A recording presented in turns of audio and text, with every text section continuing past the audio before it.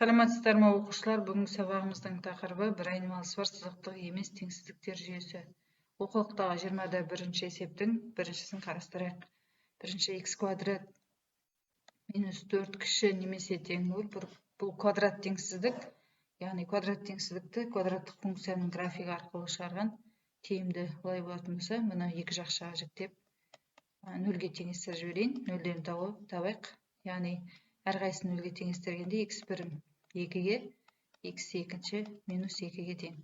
Енді параллель әдіспен шығарамыз, немесе квадраттық функцияның графигі арқылы шығарылады деп айтады, немесе параллель әдіс.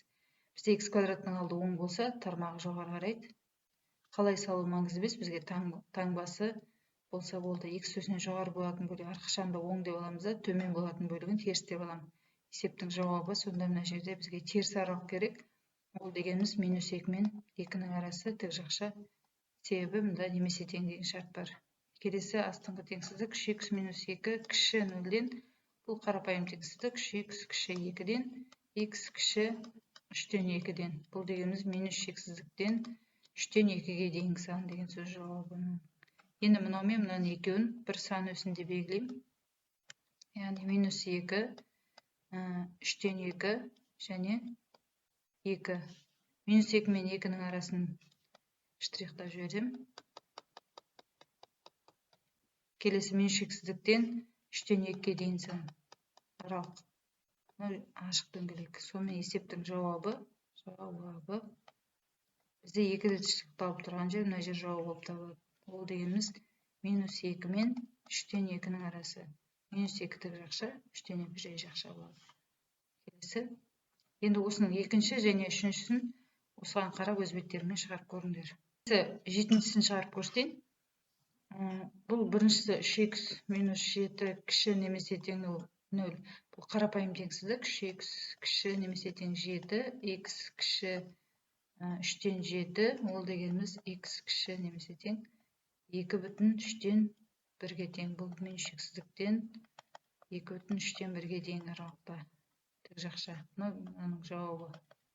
Келесі астыңғы теңсіздік шығарайын. Минус 2x квадрат плюс 5x артық немесе тең 0-ден. Жерде минусқа екі жағын бөліп жіберуге болады, немесе осы күйінде шығара беруге болады. Минусқа бөліп жіберсем 2x квадрат минус 5x теңсіздік қарама-қарсыға өзгеріп кетеді. Минус 1-ге бөлгенде бөлеміз. Ары қарай мынау толымсыз квадрат теңдеу. X жақсының сыртына шығарсам 2x минус 5 тең 0 деп теңсіздік теңдеу шығарам. Нөлдерді табам. X бірінші 0-ге, X екінші мына 0-ге теңестіргенде 2,5-ге тең болады. Параболаны салам. 0 мен 2,5-ті белгілеймін. X квадраттың алды 10 болғандықтан тармағы жоғары қарай параболаның минус плюс.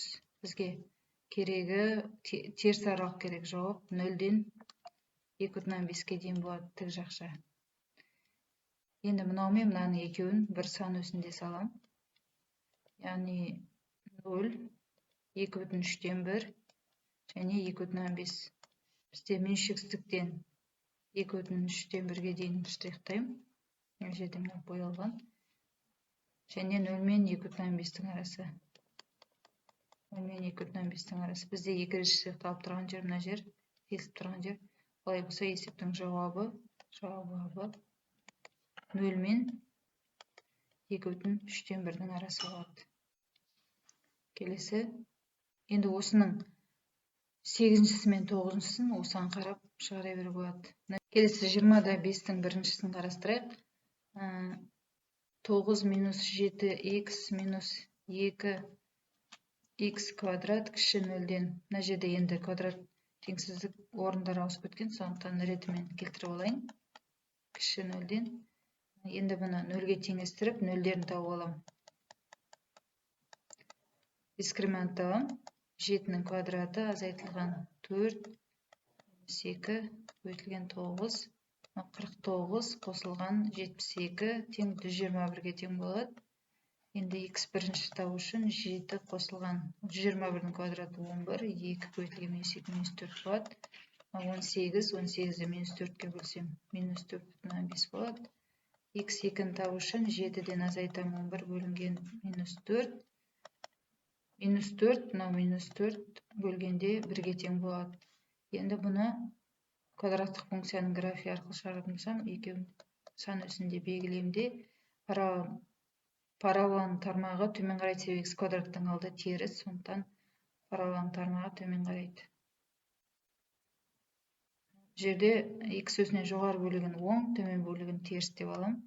Сонда есептің жауабы мына жерде бізге теріс аралық керек. Ол дегеніміз міне екеуі. Минус шексіздіктен -4,5-ке дейін жай жақша және 1-ден +6-ке дейін болады. Келесі астыңғы теңсіздік шығаратын болсам, 3x квадрат плюс 5x артық немесе тең 0-ден. Бұны 0-ге теңестірсем, 0-ден тапсам, бұл толымсыз квадрат теңдеу, x жақсының сыртына шығарам, 3x қосу 5 тең 0. Бұдан x бірінші 0-ге және жерден 3x тең -5, x екінші минус 5, 3-тен 5, ол дегеніміз минус 1,3-тен 2-ге тең. Бұнда квадраттық функцияның графигі арқылы шығаратын болсам, минус 1,3-тен 2-ден 0-дің арасы, x квадраттың алды оң, парабола тармағы жоғары қарайды.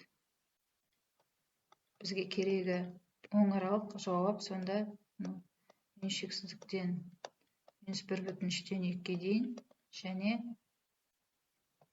0-ден +6-ге дейін тік жақша. Енді мынау мен мынаның екеуінің қиылысуын табу үшін сан өсін сызамын, мына сандарды белгілеймін. -4,5, минус 1,3-тен 2, 0 және 1. Мына жерде ашық дөңгелек, мынадан былай қарай және мынадан былай қарай. Келесі минус 1,3-тен 2-ден. Минус шексіздіктен минус 1,3-тен 2-ге дейін. Мынау бізде боялған дөңгелек болады. Одан былай қарай. Бізге жауап сонда мына жер болады. Мына жер және мына жер болады.